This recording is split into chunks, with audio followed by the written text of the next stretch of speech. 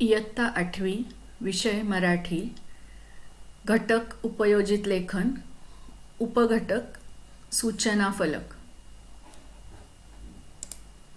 नमस्कार मित्रांनो, आज आपण आपल्या मराठीच्या अभ्यासक्रमातला सूचना फलक हा उपयोजित लेखनाचा भाग शिकणार आहोत. सूचना फलक आपण अनेक ठिकाणी ठिकठिकाणी बघत असतो. त्याच्यावर वेगवेगळ्या सूचना लिहिलेल्या असतात. त्या सूचना आपल्याला कोणती कृती करायची याचं योग्य मार्गदर्शन करत असतात. काही ठिकाणी अगदी गमतीदार सूचना लिहिलेले फलकही आपल्याला बघायला मिळतात. पुणेरी पाट्या त्यासाठी खूप प्रसिद्ध आहे.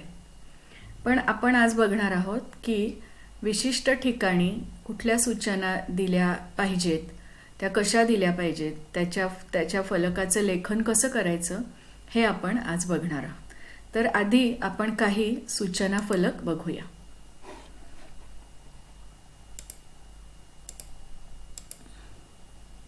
हा सूचना फलक बघा. हा कुठे असेल लावलेला? बरोबर, रस्त्यावर लावलेला असेल. कारण याच्यावरची सूचना काय सांगते की वाहन चालविताना मोबाईल फोन वापरू नका. आता इथे मराठी म्हणजे देवनागरी आणि रोमन इंग्रजी अशा दोन्ही भाषांमध्ये हा फलक लिहिलेला आहे. कारण काय? कारण तो रस्ता आहे, त्याच्यावरून अनेक लोक ये जा करतात. त्या सगळ्यांना मराठी वाचता येतच असेल असं नाही, म्हणून दोन्ही भाषांमध्ये हा फलक लिहिलेला आहे. आता हा एक फलक बघा. हा कुठं लिहिलेला असेल? बरोबर, उद्यान विभाग इथे स्पष्ट लिहिलेलं आहे. आणि तिथे उद्यानामध्ये कशा प्रकारे वागावं, काय करू नये, काय करावं, काय केलं तर किती शिक्षा होईल, किती दंड होईल या संबंधीच्या सूचना लिहिलेल्या आहेत. इथे या सूचना फलकावर औरंगाबाद महानगरपालिकेचं चिन्ह खूण पण दिसते आहे. या सूचना व्यवस्थित लिहिल्या आहेत. फक्त एक यात चूक आहे की ते म्हणजे त्या प्रमाण लेखन नाही आहे. म्हणजे सूचनाचा सू दीर्घ असायला हवा, तो नाही आहे. तोडू नये मध्ये दुसरा असायला हवा, तो नाही आहे. तर आपण आता बघू की सूचना फलक लिहिताना कोणत्या गोष्टी लक्षात ठेवायच्या आहेत. पण इतर जर आपण गोष्टी पाहिल्या तर त्या बाबतीत हा सूचना फलक खूप छान आहे. कारण सगळी वाक्यरचना, त्यावरच्या सूचना ह्या स्पष्ट आहेत. कोणालाही वाचल्यावर लगेच समजतील अशा सूचना या फलकावर दिलेल्या आहेत. आता हा एक सूचना फलक आहे, तो एका गावातला आहे. आणि पाणी पुरवठा वीज बिल थकल्यामुळे वीज बिल खंडित होईल आणि पाणीपट्टी भरली नाही तर पाणी पुरवठाही बंद होईल अशी सूचना याच्यावर दिलेली आहे.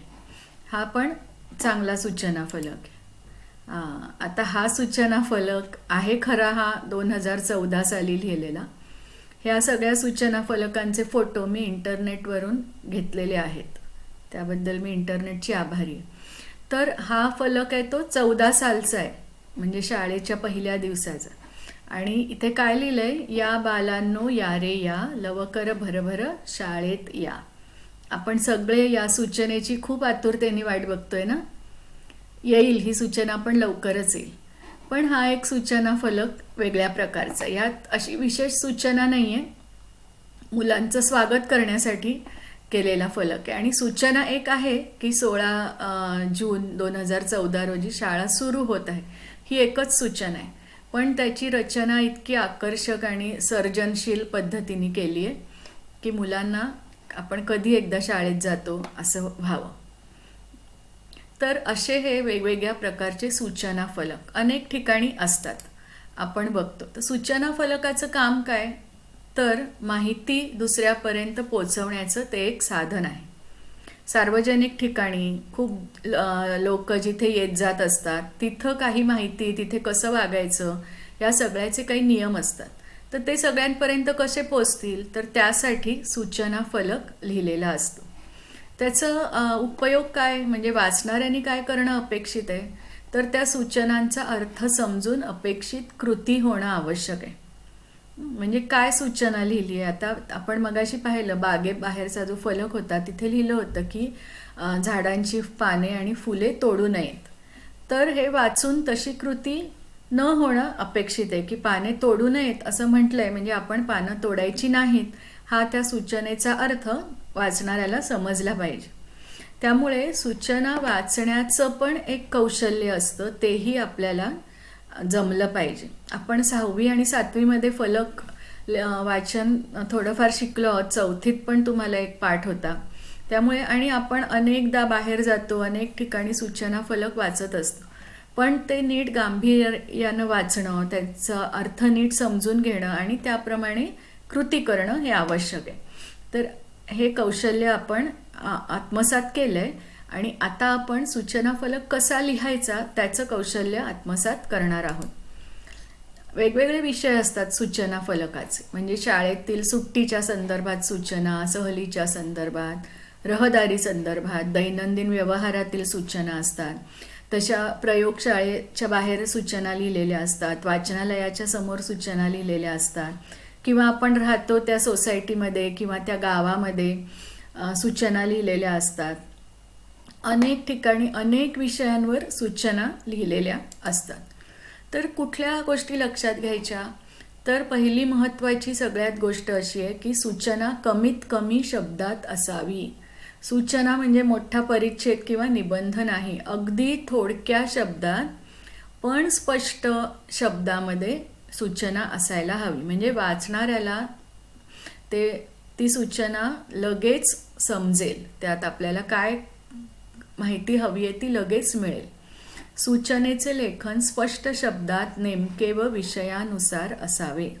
म्हणजे ज्या ठिकाणी तो सूचना फलक आहे त्या ठिकाणाशी संबंधितच सूचना असायला हवी. म्हणजे वाचनालयाच्या बाहेर जर तुम्ही कार्यालयाच्या वेळेची सूचना लिहिली तर चालेल का? नाही. वाचनालयाच्या बाहेरच्या फलकावर वाचनालयाच्या वेळा लिहिल्या पाहिजे. त्यामुळे जिथे तो सूचना फलक आपण ठेवणार आहोत तिथे त्या विषयानुसारच त्याच्यावरच्या सूचना हव्यात आणि स्पष्ट हव्यात, नेमक्या हव्यात, ठामपणा हवा त्या सूचनांमध्ये. म्हणजे वाचणाऱ्याला लक्षात आलं पाहिजे की या सूचनांचं पालन आपण केलंच पाहिजे, अशी भावना त्याच्या मनात निर्माण झाली पाहिजे. अशा ठाम शब्दामध्ये लेखन असायला हवं. सूचनेतील शब्द सर्वांना समजण्यास सोपे असावेत. कारण सूचना जिथे आपण लिहू, जिथे तो फलक असेल तो वाचणारा जो जमाव असेल, जे लोक असतील, त्यांचं शिक्षण, त्यांची समज आपल्याला माहिती नाही किती आहे, त्यांची मातृभाषा कोणती आहे. त्यामुळे सगळ्यांना समजेल अशा भाषेमध्ये असे शब्द सूचनेमध्ये असावेत. खूप अवघड शब्द, खूप पारिभाषिक शब्द असतील तर ते शब्दांचा अर्थ कळणार नाही आणि सूचना काय आहे ती समजणार नाही. सूचनेचे लेखन शुद्ध असावे. मगाशी मी सांगितलं तसं की शुद्ध असावं, म्हणजे अशुद्ध असलं तरी ते समजतं, पण आपण नेहमी शुद्ध लेखनाचा सराव ठेवला पाहिजे. तर या गोष्टी आपल्याला सूचना तयार करताना लक्षात घ्यायच्या आहेत. तर आता आपल्या पुस्तकामध्ये ज्या 2 नमुना कृती दिल्या आहेत त्या आपण बघूया. तर या सूचनेचा विषय काय आहे? उद्या शहरातील पाणी पुरवठा बंद राहील, या विषयावर ही सूचना आहे. काय लिहिलंय? नमुना कृती आहे. दिनांक 8 नोव्हेंबर, जलपुरवठा विभाग, पाणी पुरवठा बंद. आता बघा, पाणी पुरवठा बंद हे शब्द ठळक अक्षरात लिहिलेत, म्हणजे वाचणाऱ्याला लगेच लक्षात येईल की ही सूचना कशाच्या संबंधी आहे, त्याचा विषय काय आहे. आणि मग पुढे थोडी सविस्तर सूचना दिली आहे की कुठल्या विभागातल्या जलवाहिन्या चं काम सुरू आहे आणि किती तारखेला किती दिवस पाणी पुरवठा बंद राहील ही लिहिली. आता ही सूचना लिहिली आहे 8 नोव्हेंबरला आणि दुरुस्तीचं काम कधी आहे? 10, म्हणजे पुरेशा कालावधी आधी ही सूचना दिली. म्हणजे 10 नोव्हेंबरला पाणी पुरवठा बंद आहे आणि त्याची सूचना जर 10 नोव्हेंबरलाच आपण लिहिली तर चालेल का?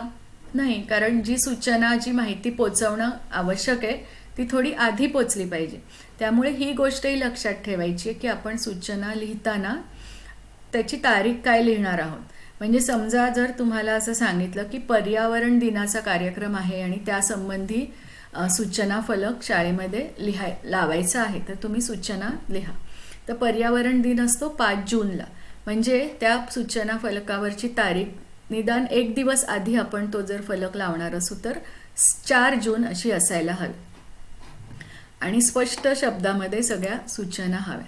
हा अजून एक सूचना फलक आपल्या पुस्तकात दिलेला आहे की कणखर या गिर्यारोहण संस्थेतर्फे कॅम्पचे आयोजन. तर इथं कॅम्प 15 तारखेला हा सूचना फलक लिहिला आहे. माहिती आदल्या दिवशीच वृत्तपत्रात आली आहे आणि संकेतस्थळावर पण उपलब्ध आहे आणि नावनोंदणी किती तारखेपर्यंत करावी ह्या स्पष्ट शब्दातल्या सूचना इथे दिलेल्या आहेत. तर हे सूचना फलक नीट वाचा, त्यांचा अभ्यास करा. तुम्हाला आवडलं तर या सूचना फलकावर प्रश्न काढा. म्हणजे हा सूचना फलक कोणत्या संस्थेतर्फे आयोजित केलेला आहे, काय कारण आहे, काय लिहिलं आहे त्या सूचना फलकाचा विषय काय, किती तारखेला आलं आहे, नावनोंदणी करायची तारीख काय, असे काही प्रश्न काढा, एकमेकांना विचारा आणि म्हणजे तुम्हाला सूचना फलक समजून घ्यायला मदत होईल. ह्या 2 सूचना फलकांचा अभ्यास केल्यानंतर पुढे ह्या 2 विषयांवर आपल्याला सूचना फलक तयार करायचा आहे. पहिला विषय काय आहे? तुमच्या शाळेत विज्ञान प्रदर्शनाचे आयोजन करण्यात आले आहे. हे प्रदर्शन पाहण्यासाठी पालकांना आवाहन करणारा सूचना फलक तयार करा. म्हणजे काय करायचं आहे, पालकांनी ते विज्ञान प्रदर्शन बघायला यावं अशी अपेक्षा आहे. त्यामुळे पालकांनी यावं यासाठी सूचना लिहिताना आपल्याला विज्ञान प्रदर्शनाची तारीख, वेळ, ठिकाण या गोष्टी लिहाव्या लागतील. कुठल्या इयत्तांची मुलं हे प्रदर्शन मांडणार आहेत ते कदाचित लिहावं लागेल. जर एखादा विषय असेल म्हणजे पाणी या विषयावर विज्ञान प्रदर्शन असेल तर तो विषय लिहावा लागेल. आणि मग पालकांनी किती वाजता यायचं आणि किती हे प्रदर्शन उघडं असेल आणि पालकांनी तिथे आल्यावर कुठल्या नियमांचं पालन करायचं. जर ते काही नियम असतील की कुठल्याही प्रयोगाला हात लावू नये, जवळ जाऊ नये, काचेचं सामान असेल तर त्याची काळजी घ्यावी, असे काही नियम असतील तर साधारण 7-8 सूचना या फलकावर आपल्याला लिहाव्या लागतील. तर असा एक सूचना फलक तुम्ही तयार करायचा आहे. दुसरा हा प्रश्न हा पुस्तकात नाही आहे पण हा तुम्हाला स्वयंअध्ययनासाठी आहे स्वाध्याय, की तुमच्या शाळेत वार्षिक परीक्षा होणार आहेत त्यासंबंधी विद्यार्थ्यांना सूचना देणारा सूचना फलक तयार करा. विद्यार्थ्यांनी सोबत आणायच्या वस्तू, परीक्षेच्या कालावधीत पाळावयाचे नियम या सर्वांचा उल्लेख सूचना फलकावर असावा. तर हे 2 सूचना फलक तुम्ही तयार करा. तुम्ही जेव्हा कधी बाहेर जाल तेव्हा बघा की सूचना फलक कसे तयार केलेत, ज्या गोष्टी लक्षात घ्यायला पाहिजेत सूचना फलक तयार करताना त्या सगळ्या लक्षात घेतल्या आहेत की नाहीत आणि त्याच्यामध्ये अजून कुठल्या सुधारणा करायला हव्या होत्या या सूचना फलकावर, या सगळ्या गोष्टींचं नीट निरीक्षण करा. सूचना फलक नीट वाचायला शिका आणि त्या सूचना पाळायलाही शिका. धन्यवाद.